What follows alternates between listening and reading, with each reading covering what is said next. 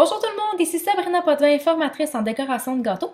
Aujourd'hui, pour notre troisième journée de mon défi sur 30 jours, je vais vous montrer comment travailler un fondant qui vient juste d'être fait finalement, que ça fait quelques jours qu'il a déjà été fait, mais qui n'a jamais été travaillé. Je parle bien du fondant maison, pas celui-là qui est commercial. Je vais vous montrer dans quelques autres vidéos, reste à voir si je vais les mettre dans les trucs et astuces ou si ça va être des vidéos complètement différentes. Comment faire votre fondant maison avec toutes les étapes prérequises pour le faire. Ici, je vais vous montrer un fondant maison qui a été fait il y a quelques jours, mais qui n'a jamais été travaillé encore. Il est vraiment très dur, mais inquiétez-vous pas, vous n'allez pas le travailler comme ça. Ici, j'ai un petit morceau de fondant que j'ai coupé sur mon gros morceau qui a été chauffé quelques secondes, à peu près 20 secondes. Puis là, je parle de secondes, mais le temps varie vraiment en fonction de la grosseur de votre fondant, de la couleur aussi. Ça a vraiment une grosse incidence. Et sur la force de votre four micro-ondes. Ça, c'est vraiment à prendre en considération. Donc, c'est vraiment à votre guise. Vous regardez la température qui fait votre affaire.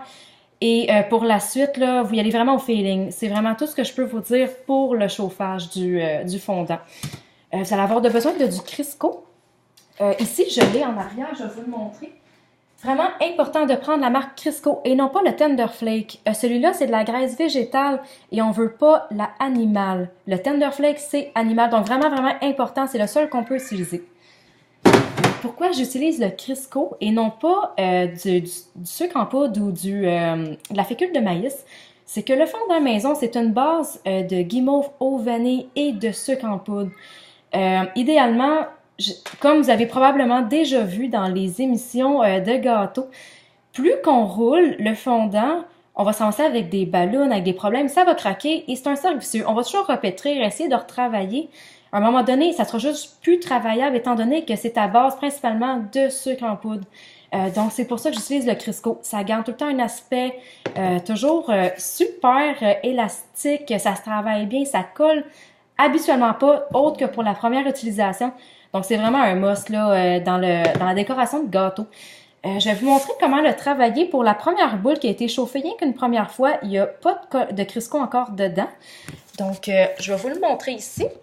Vous allez prendre du Crisco que vous allez mettre avec idéalement un sac Ziploc. Là, c'est plus facile à travailler puis ça en met moins partout. Ça va en mettre partout sur votre plan de travail. Une fois que votre boule a été chauffée, ce que vous avez besoin finalement, vous allez la travailler. Idéalement, il faudrait que ça soit blanc avant de faire des colorations.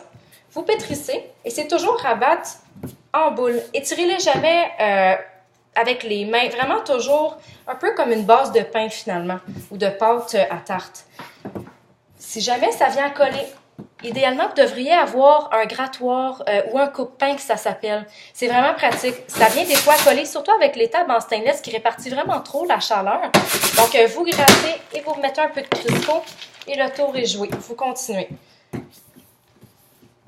Ce qu'on veut finalement, c'est avoir une belle boule homogène qui se travaille super bien puis qu'il n'y a plus de grumeaux dedans. Ça, c'est la première chose à faire avant de travailler votre fondant. Et idéalement, c'est la seule fois que vous allez avoir à le travailler comme ça pour enlever tous les grumeaux. Pour les prochaines fois, vu que ça se garde quand même assez longtemps, on parle quand même d'un 5 à 6 mois pour une couleur qui est blanc, qui n'a aucun colorant dedans. Vous aurez juste à avoir à le chauffer puis à le pétrir pour pouvoir l'abaisser par la suite. Vous voyez quand même la différence ici. Je vais vous le montrer. Ici, le fondant, il est quand même assez lisse comparativement à celui-là. Regardez la différence quand je l'ai coupé. Il y a plusieurs étages de cassé là-dedans, mais celui-là, il est vraiment très beau. Donc voilà pour le premier vidéo des trucs et astuces sur le fondant. J'espère que vous avez apprécié. Laissez-moi vos commentaires encore une fois. J'espère que vous avez aimé la vidéo. Bonne journée!